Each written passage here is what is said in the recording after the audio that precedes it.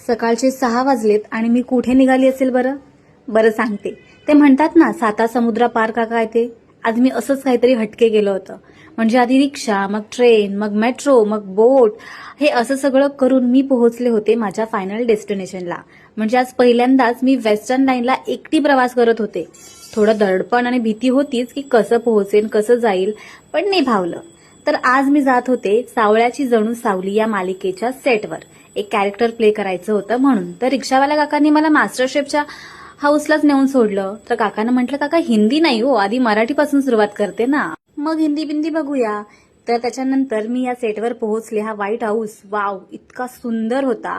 पहिल्यांदाच मी हे असा अनुभव घेत होते आणि मला खूप छान वाटलं. आणि मेकअप रूम मध्ये कोणी आलं नव्हतं, त्यामुळे मी माझे फोटो बिटो काढून घेतले, थोडं खाऊन वगैरे घेतलं, मग मेकअपला बसली आणि मेकअप दादाने माझा छान मेकअप करून दिला आणि मी रेडी होती ऑलमोस्ट आणि सेटवर जाऊन पोहोचली होती.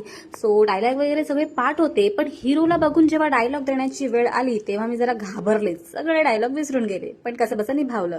आणि मग मी भेटले हिला. हाय, ही आहे किरण. हिला तुम्ही या मालिकेत पाहिलंच असेल. त्याच्यानंतर मग माझं पॅकअप झालं आणि मग मी थोडेसे शॉट घेतले आणि निघाले घरी जायला.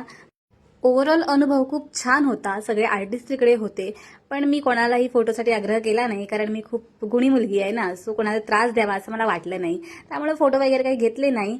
बरं, एपिसोड रिलीज झाला की कळवतेच. नक्की बघा झी मराठीवर सावळ्याची जणू सावली. चला बाय. सावळ्याची जणू